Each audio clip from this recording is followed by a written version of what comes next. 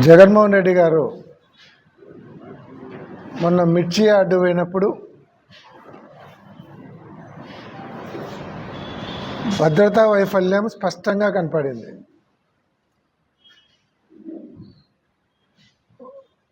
ఒక మాజీ ముఖ్యమంత్రి Z+ కేటగిరీలో ఉన్నటువంటి వ్యక్తి నాయకుడు, అటువంటి నాయకుడు మిర్చి యార్డుకు పోతే రైతులను పరామర్శించడానికి కనీసము డ్రెస్సులో ఉండేటువంటి ఒక డిఎస్పీ కానీ, ఒక కానిస్టేబుల్ కానీ, ఒక ఎస్ఐ సిఐ ఎవరు లేకుండా గాలికి వదిలేయడం అనేది ఇది చాలా దుర్మార్గం. అసలు ఇదంతా కూటమి ప్రభుత్వం కావాలనే చేస్తున్నటువంటి అనుమానం. ఏమనంటే ఎలక్షన్ కోడ్ ఉంది కాబట్టి భద్రత ఇవ్వలేదంటారు. మరి ఇదే చంద్రబాబు నాయుడు గారు జనరల్ ఎలక్షన్ కోడ్ ఉన్నప్పుడు ఆయన తిరిగినప్పుడు, క్యాన్వాస్ తిరిగినప్పుడు కానీ, అంతకుముందు ఆయన యాత్రలు చేసినప్పుడు కానీ, ఏ ప్రోటోకాల్ లేనటువంటి లోకేష్ గారు తిరిగినప్పుడు కానీ సెక్యూరిటీ ఇచ్చినారు జగన్మోహన్ రెడ్డి గారు గవర్నమెంట్లో. లోకేష్ గారికి అయితే ఏ ప్రోటోకాల్ లేదు, కానీ లోకేష్ గారు పాదయాత్ర చేసినప్పుడు సెక్యూరిటీ ఇవ్వడం జరిగింది. చంద్రబాబు నాయుడు గారికి ఏదైతే Z+ కేటగిరీ ఉందో అది మెయింటైన్ చేయడం జరిగింది జగన్మోహన్ రెడ్డి గారు ఉన్నప్పుడు. మరి జగన్మోహన్ రెడ్డి గారు మాజీ ముఖ్యమంత్రి అయిన తర్వాత కూటమి ప్రభుత్వము కక్షపూరితంగా ఒక ప్రణాళికాబద్ధంగా ఆయనకు సెక్యూరిటీని లేకుండా చేయడంలో ఆంతర్యం ఏందని మేము అడుగుతూ ఉన్నాం. అంటే ఆయన బయటకు వస్తే ఇట్లా 1-2 ఇన్సిడెంట్స్ పోలీసు సెక్యూరిటీ లేకుండా బయటకు వస్తే అప్పుడు అక్కడ ఏదైనా ఇన్సిడెంట్ జరిగితే ఇంకా నువ్వు బయటికి పోతే అక్కడ ఇన్సిడెంట్ జరుగుతుంది, నువ్వు పోవద్దు అని కట్టడి చేయాలనేటువంటి ఒక దురుద్దేశంతో చేస్తున్నారా, లేదంటే జగన్మోహన్ రెడ్డి గారికి ఏదైనా ఆయనకు హాని కల్పెట్టడానికి మీరే ఏమైనా కుట్ర పన్నుతున్నారా? దానికి మీరు స్పష్టంగా చెప్పాలి. ఈరోజు కేంద్ర ప్రభుత్వాన్ని కూడా మేము డిమాండ్ చేస్తున్నాం. రాష్ట్ర ప్రభుత్వం మీద మాకు నమ్మకం లేదు. జగన్మోహన్ రెడ్డి గారి భద్రత విషయంలో రాష్ట్ర ప్రభుత్వం మీద నమ్మకం లేదు. ఎందుకంటే జగన్మోహన్ రెడ్డి గారు ఉన్నంతసేపు వాళ్ళకు అధికారం శాశ్వతం కాదు. మొన్నేదో మ్యానిపులేట్ చేసి గెలిచినాము, మళ్ళీ గెలవడం కష్టము. కాబట్టి జగన్మోహన్ రెడ్డి గారిని లేకుండా చేసుకుంటే తప్ప మాకు మనుగడ లేదనేటువంటి ఆలోచన ఉందనేది అనుమానాలు వస్తూ ఉన్నాయి. లేదంటే ఆయన బయట తిరగకుండా కట్టడి చేసేటువంటి ఆలోచన ఉండాలి. ఇంత దుర్మార్గంగా వచ్చిన 9 నెలల్లోనే అందరిలో అసంతృప్తి ఉంది. ఈరోజు మీరు ప్రభుత్వం వచ్చిన తర్వాత రైతుల పరిస్థితి దయనీయంగా తయారైంది. మా ప్రాంతంలో అయితే టమోటా పండితే టమోటాను రోడ్ల మీద పాడేసేటువంటి పరిస్థితి. గవర్నమెంట్ సపోర్ట్ లేదు, తర్వాత వాళ్ళకు మినిమం ప్రైస్ లేదు టమోటాకు. ఇదే పత్తికొండ ప్రాంతంలో అయితే ఆలూరు, పత్తికొండ మొత్తం రోడ్ల మీద పడేసినారు.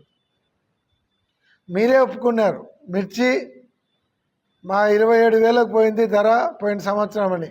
మీరు స్వయంగా లెటర్ రాసినారు. అంతకుముందు 22,000 ఉన్నాయి, 23,000 ఉండేది. తర్వాత 20,500 అంత 23, 24 ఉండేది. ఇప్పుడు 10,000, 12,000 ఉన్నప్పుడు రైతుల పరిస్థితి అధ్వాన్నంగా ఉంది.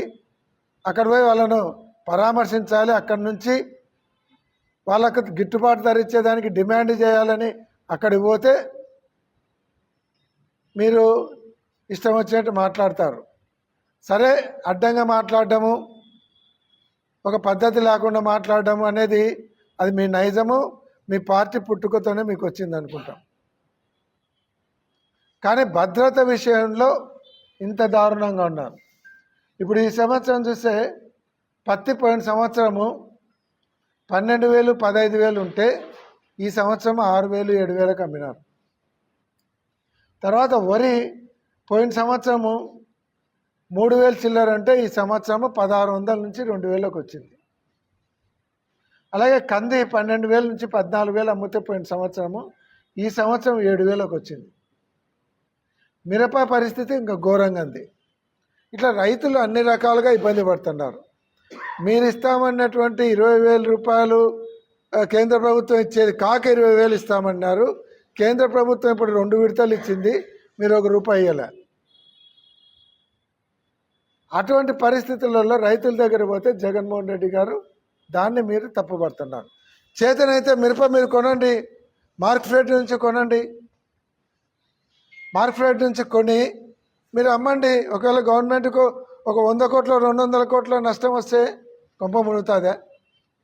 ఇప్పుడు దాదాపు 1,25,000 కోట్లు అప్పు చేసినారు. 1,25,000 కోట్లు అప్పు చేసి రైతులకు ఆ మాత్రం సపోర్ట్ ప్రైస్ ఇవ్వలేరా? 1,25,000 అప్పు చేసి ఒక్క సంక్షేమ కార్యక్రమం లేదు, ఎక్కడో ఒక ప్రాజెక్టు మొదలుపెట్టినది లేదు. రాజధాని వచ్చినప్పటి నుంచి రాజధాని మీరు గ్రాఫిక్స్ చూపిస్తున్నారు తప్ప ఇంతవరకు ఎక్కడ ఒక ఇటుక పెట్టలేదు, ఒక టెండర్ పిలవలేదు. 10 నెలలు అవుతుంది, ఏం చేస్తున్నారు? కనీసం ఇంతకుముందు నిలబడిపోయిన బిల్డింగులు కూడా రిపేర్ చేయలేకంటారు. ఏమంటే కంప చెట్లు పీకుతున్నామంటున్నారు. అంటే మీరు పీకనీకే వచ్చినారా ప్రభుత్వంలోకి? ఇదంతా మీరు మీ తప్పిదాలను కప్పిపుచ్చుకోవడానికి, మీ చేతగనాన్ని కప్పిపుచ్చుకోవడానికి మీరు ఆడుతున్నటువంటి నాటకం. అది గుర్తుపెట్టుకోండి. పొరపాటున జగన్మోహన్ రెడ్డి గారికి ఏదైనా హాని జరిగిందంటే రాష్ట్రం అగ్నిగుండం అవుతుంది అనేటువంటి విషయాన్ని గుర్తుపెట్టుకోండి. ప్రజల ఆగ్రహావేశాలు ఎవరు ఆపలేరు. మీరేదో గాలికి వచ్చినారు, నిన్న మాయ మాటలు చెప్పి సూపర్ 6 సూపర్ 7 అని ప్రజలను మోసం చేసి అధికారంలోకి వచ్చినారు. ఆ విషయాన్ని మర్చిపోవకండి. కానీ ఈరోజు కూడా మేము కేంద్ర ప్రభుత్వాన్ని డిమాండ్ చేస్తున్నాం. Z+ కేటగిరీ కేంద్ర బలగాలతో రక్షణ కల్పించండి, సెక్యూరిటీ ఇవ్వండి. గవర్నమెంట్ లోకల్గా ఉన్నటువంటి ప్రభుత్వం మీద, కూటమి ప్రభుత్వం మీద నమ్మకం లేదు. వల్లభతేళ్ల దగ్గర పోలీసులతోనే ప్లాన్ చేసి చంపించేదానికి కూడా ఆ రోజు ఇందిరాగాంధీని ఎట్లా చంపినారో అట్లా సెక్యూరిటీ వాళ్ళతో చంపించేదానికి కూడా వెనుకాడినటువంటి సంస్కృతి చరిత్ర ఉన్నటువంటి వాళ్ళు. కాబట్టి మేము డిమాండ్ ఖచ్చితంగా